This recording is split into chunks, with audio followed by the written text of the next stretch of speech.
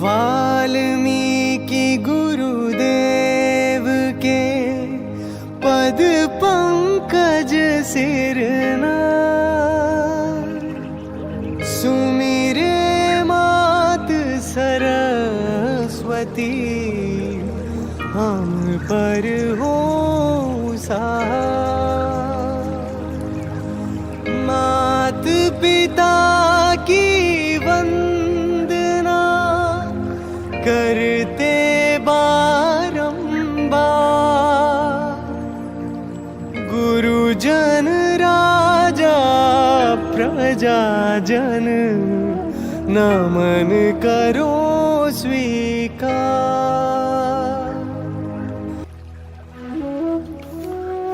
श्री गुरुदेव महाप्रभु श्री रामलाल जी महाराज की जय, आनंद कंद सदगुरुदेव भगवान की जय, कृष्ण कन्हैया लाल की जय, बंसी वाले की जय, माँ राधा रानी की जय, श्री सिद्ध गुफा सवाई धाम की जय।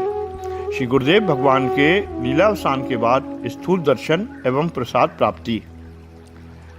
योग पुष्ण के श्री सिद्ध गुफा सवाई धाम से संबंधित लगभग सभी गुरु भाई बहन परम आदरणीय चाचा श्री चंदन सिंह जी से परिचित होंगे, जो सवाई ग्राम के ही रहने वाले थे एवं जिन्हें दादा गुरुदेव परम योग योगेश्वर महाप्रभु श्री रामलाल जी महाराज से दीक्षा लेने का सौभाग्य प्राप्त हुआ था। हमारे आदरणीय गुरु भाई श्री रघुराज सिंह जी उन्हीं के परम पुण्यवान पुत्र एवं हमारे आपके आराध्य देव श्री सदगुरुदेव जी महाराज के लाडले शिष्य हैं। होश संभालते ही इन्हें श्री सिद्ध गुफा का पावन रज एवं श्री गुरुदेव भगवान का अभय प्रदायिनी गोद में बैठने का सौभाग्य मिलना आरंभ हो गया था।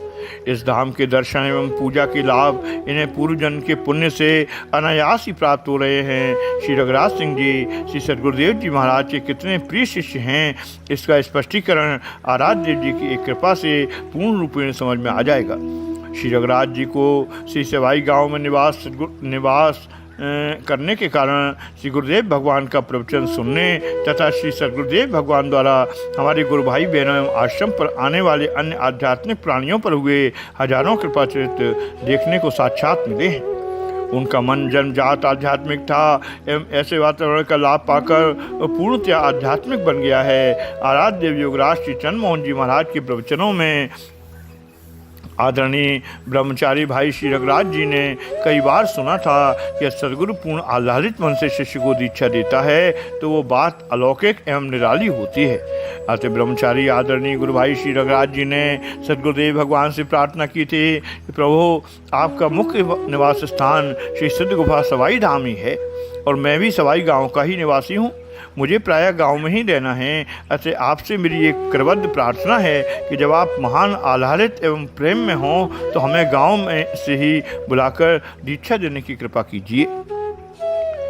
आराध्य देव योगराज श्री चंद्र मोहन जी महाराज ने अपनी मनोहारी मधुर मुस्कान के साथ अपने अल्पायु ब्रह्मचारी रघुराज जी को ऐसी योग दीक्षा देने का वचन दे दिया।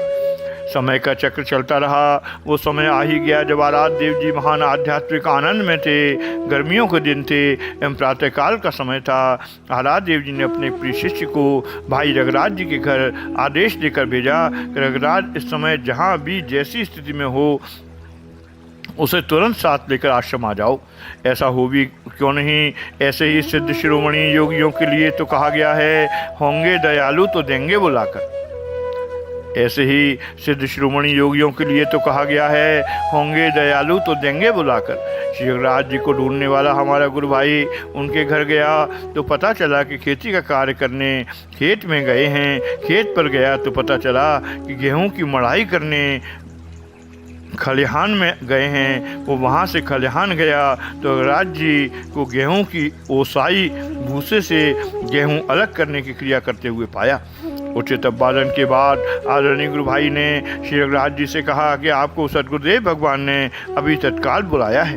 रघुराज जी ने पूरी आज्ञा सुनी एवं खेती का वह कार्य वहाँ उपस्थित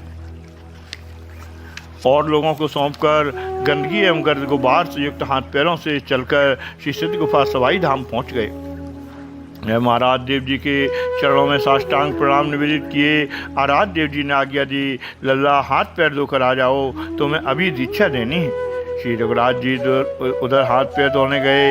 इधर आराध्य देव जी ने हमारे उस गुरु भाई से जिसे श्री रघुराज जी को बुलाने के लिए भेजा था आदेश दिए, लल्ला राज को दीक्षा देनी है, उसकी फौरन तैयारी करो। हमारे गुरु भाई श्री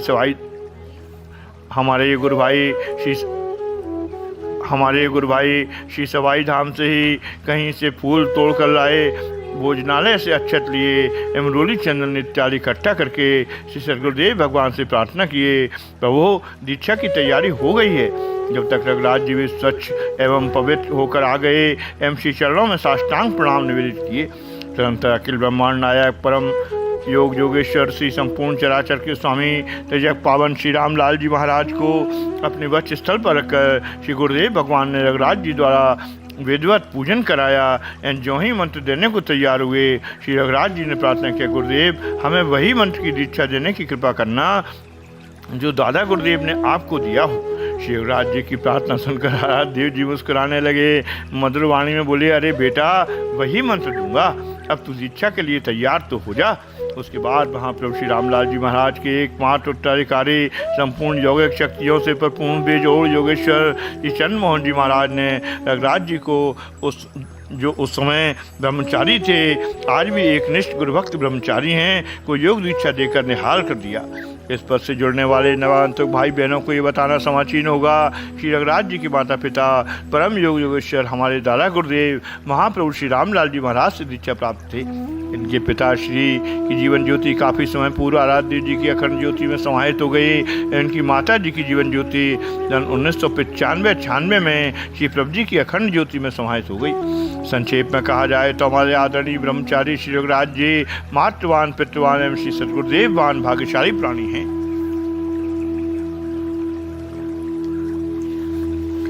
अब हम आपको कृपा प्रसंग के मुख्य अंश का साक्षात्कार कराने त्रिकाल वादे के सिद्ध सेवित श्री सिद्ध गुफा के परम पवित्र धराधाम पर ले चलते हैं। वर्ष 2004 की महाशिवरात्रि का व्रत पर्व बीते 4 दिन व्यतीत हो चुके हैं। वर्ष 2004 की महाशिवरात्रि का व्रत पर्व बीते 4 दिन व्यतीत हो चुके हैं। योग प्रश्न केंद्र से सिद्ध गुफा के आदरणीय गुरु भाई बहनों एवं नवागंतुक योग पद जिज्ञासु साधकों को यहाँ बता देना समुचित है कि हमारे आपके श्री सद्गुरुदेव भगवान पूरे वर्ष साल में मात्र 2 ही व्रत करते थे, वो भी बिल्कुल निराहार। श्री सद्गुरुदेव जी महाराज इस व्रत के दिन जल भी ग्रहण नहीं करते थे। पहला व्रत था श्री कृष्ण जन्माष्टमी का, दूसरे व्रत का नाम है श्री महाशिवरात्रि। आराध्य देव श्री सद्गुरुदेव जी महाराज के समय से ही हमारे परम आदरणीय गुरु भाई श्री रघुराज जी ने अपना नियम बना रखा है। जाड़े के दिनों में लगभग 4 बजे, गर्मियों के दिनों में लगभग 5 बजे हारमोनियम लेकर गुफा के सामने बैठ जाते हैं एवं आराध्य द्वय को भजन सुनाया करते हैं।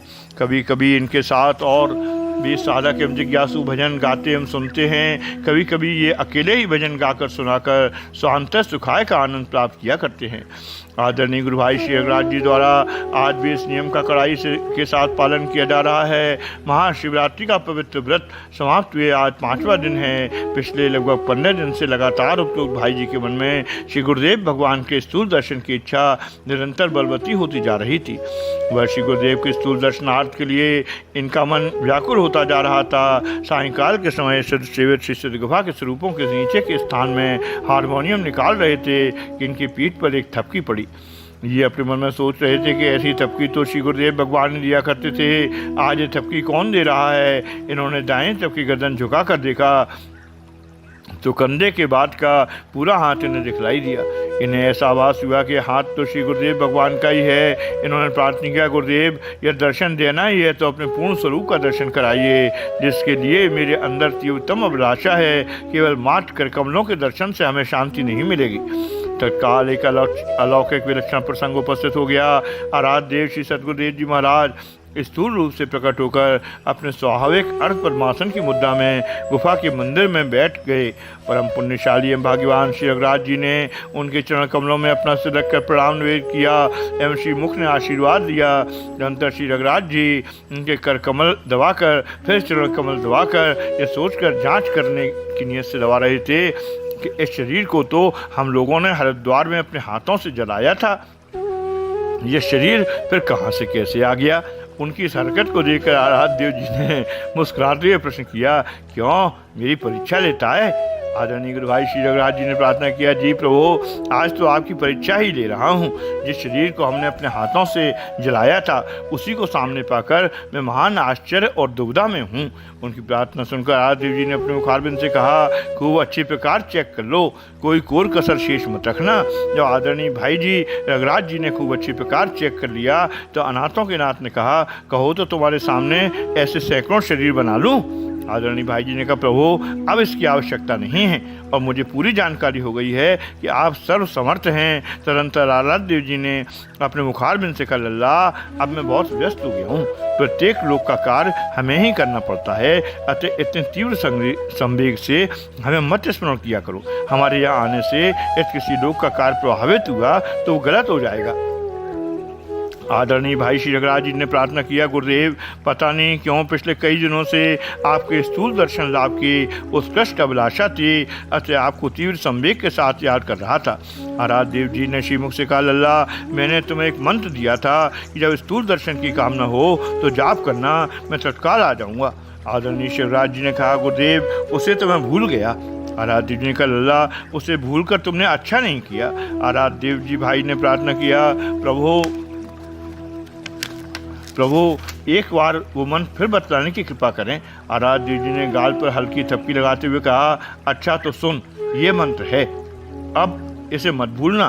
तत्काल आदरणीय गुरु भाई श्री रघुराज जी ने दोनों चरण कमल पकड़कर प्रार्थना किया, गुरुदेव अब ऐसी कृपा करो कि ये मंत्र कभी विस्मृत न हो। आराध्य देव जी ने जोर से ठाका लगाते हुए कहा, अच्छा ठीक है, अब मंत्र तुम्हें सदैव याद रहेगा। अब तो तेरा काम हो गया, मैं जाऊँ।